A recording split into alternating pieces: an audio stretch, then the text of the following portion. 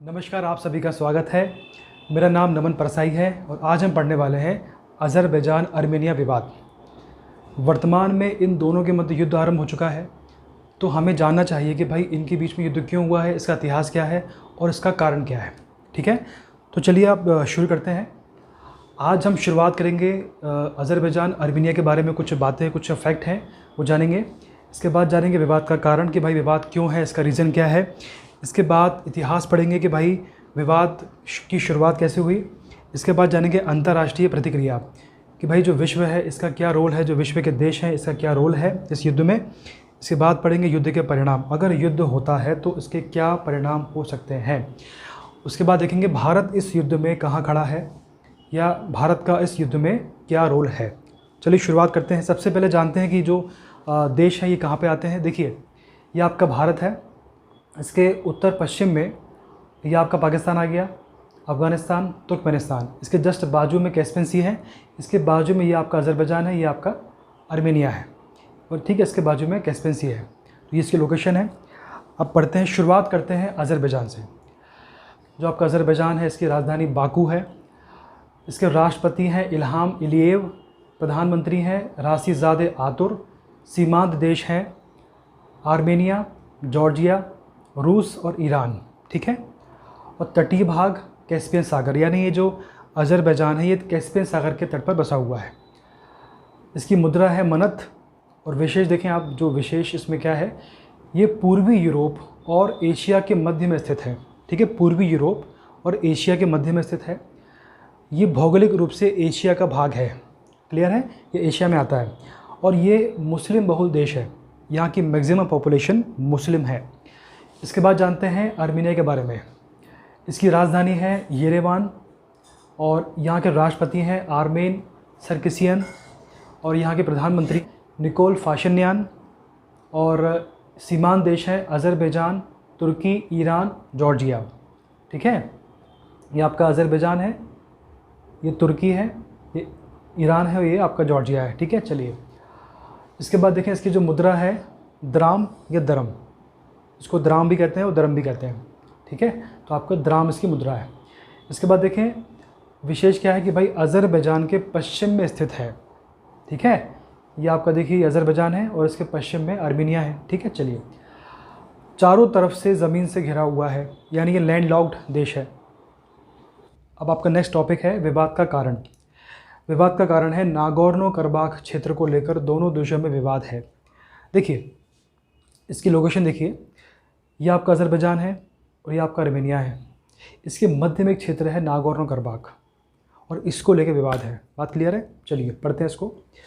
देखिए Nagorno Karabakh जो है ये स्वायत्त क्षेत्र है।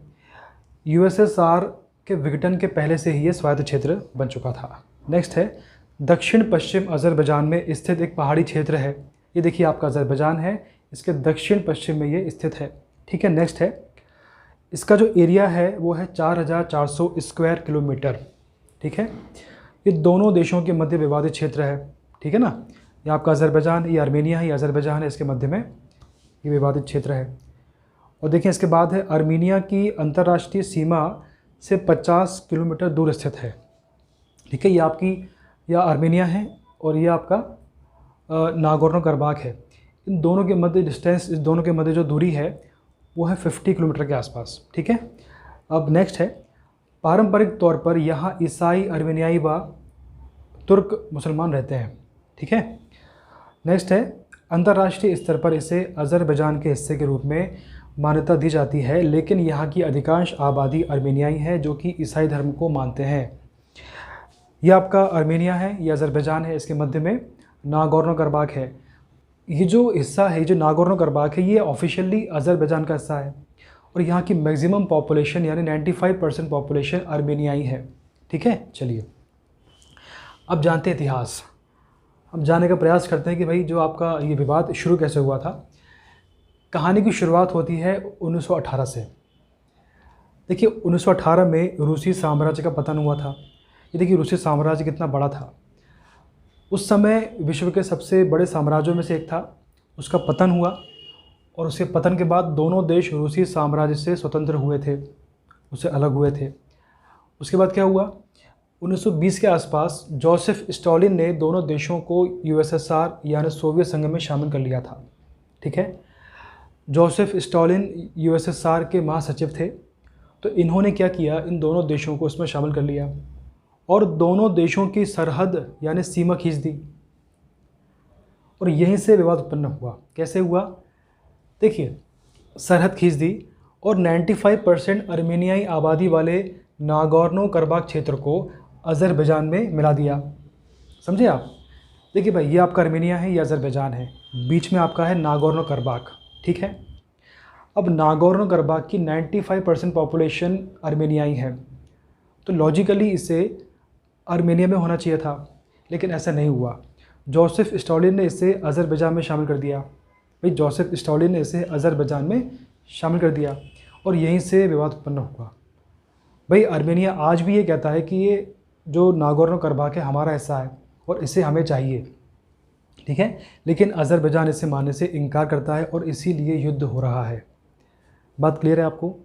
चलिए आगे बढ़ते हैं। इसके बाद क्या हुआ, 1923 में नागोर्नो कराबाख को स्वायत्त क्षेत्र घोषित कर दिया गया। ठीक है, अब इसके बाद कहानी आगे बढ़ती है। 1988 में नागोर्नो कराबाख की विधायिका ने अर्मेनिया में शामिल होने का प्रस्ताव पास किया, यानी यहाँ के लोग भी चाहते थे कि अर्मेनिया में शामिल हुआ जाए, लेकिन इसका कुछ नहीं हो पाया। इसके बाद 1991 में सोवियत संघ यानी यूएसएसआर का विघटन हो गया और यहाँ से कहानी में नया मोड़ आया। कैसे आया नया मोड़? देखिए, अभी हमने पढ़ा कि अज़रबैजान और अर्मेनिया ये दोनों यूएसएसआर का पार्ट थे। ठीक है, यानी इन दोनों देशों के विवाद पर यूएसएसआर का नियंत्रण था, इसका कंट्रोल था, यानी यूएसएसआर की बहुत ही महत्वपूर्ण भूमिका थी और उसका विघटन हो गया। अब यह तय हो गया कि इन दोनों का विवाद, इन दोनों के जो बीच में विवाद है, ये कम नहीं होगा, ये और बढ़ेगा, और ऐसा ही हुआ। ये विवाद काफ़ी बढ़ गया। ठीक है, अब देखें इसके बाद क्या हुआ। इसके विघटन के बाद नागोर्नो कराबाख जनमत संग्रह के माध्यम से स्वतंत्र रहने का निर्णय लिया, लेकिन अज़रबैजान ने मना कर दिया। भाई, इन्होंने जनमत संग्रह किया कि अब हम अलग रहेंगे, लेकिन ऐसा नहीं हो पाया। अज़रबैजान ने इसे मानने से मना कर दिया और उसके बाद से युद्ध आरंभ हो गया। उसके बाद से ही युद्ध आरंभ हुआ है। ठीक है, चलिए अब जानते हैं। देखिए, 1994 में रूस ने मध्यस्थता का प्रयास किया था, लेकिन असफल रहा। भाई, रूस ने प्रयास किया कि भाई इस युद्ध को शांत किया जाए, लेकिन ऐसा नहीं हो पाया। इसके बाद 2016 से वर्तमान तक संघर्ष बढ़ता गया और वर्तमान में युद्ध हो रहा है। ठीक है, अब देखिए, इस युद्ध को 4 डे वॉर भी कहते हैं। अब नेक्स्ट आपका टॉपिक है अंतर्राष्ट्रीय प्रतिक्रिया। ठीक है, अब देखें, जो अमेरिका है, ईरान, रूस, फ्रांस, जर्मनी वार्ता को सही मानते हैं। ये कहते हैं कि भाई बैठ के बात की जाए और शांति से इस विवाद को सुलझाया जाए। ये देश युद्ध नहीं चाहते हैं, शांति चाहते हैं। ठीक है, इसके बाद है टर्की और पाकिस्तान। ये दोनों अज़रबैजान के साथ हैं। ये खुले रूप से अज़रबैजान का समर्थन करते हैं। ठीक है, अब बात करते हैं रशिया की। भाई, रशिया शांति चाहता है। क्यों? इसके 3 कारण हैं। इसका पहला कारण है, रशिया दोनों देशों को हथियार सप्लाई करता है, ये पहला कारण है। ठीक है, दूसरा है, दोनों से अच्छे संबंध हैं, रशिया के दोनों से अच्छे संबंध हैं। नेक्स्ट है, रशिया के अर्मेनिया में सैन्य ठिकाने भी हैं, इसके सैन्य अड्डे भी हैं वहाँ पे, इसीलिए रूस शांति चाहता है और मध्यस्थ की भूमिका निभाता है। ठीक है, चलिए अब नेक्स्ट टॉपिक है युद्ध के परिणाम। अगर युद्ध बढ़ता है तो उसके क्या परिणाम हो सकते हैं? पहला है टर्की, रूस जैसे देशों का शामिल होने का खतरा। हालांकि बहुत कम संभावना है, लेकिन अगर ऐसा होता है तो ये विश्व शांति के लिए बहुत बड़ा खतरा होगा। नेक्स्ट है, इस क्षेत्र में तेल और गैस का निर्यात बाधित होगा। कैसे होगा? अज़रबैजान प्रतिदिन पर डे 8 लाख बैरल तेल का उत्पादन करता है। 8 लाख बैरल। ठीक है, तो काफ़ी समस्या हो सकती है। जो यूरोप और मध्य एशिया के लिए महत्वपूर्ण तेल निर्यातक है। मध्य एशिया पता है ना आपको, चीन से लेकर कैस्पियन सी तक और नीचे अफ़गानिस्तान से ऊपर रशिया तक, ये आपका पूरा मध्य एशिया है। ठीक है, चलिए इसके बाद है भारत और अज़रबैजान अर्मेनिया विवाद। अब जानते हैं भारत की क्या भूमिका है इसमें। देखिए, भारत के दोनों से अच्छे संबंध हैं, भारत के दोनों देशों से अच्छे संबंध हैं। नेक्स्ट है, कश्मीर मुद्दे पर अज़रबैजान तुर्की की तरह पाक का समर्थन करता है।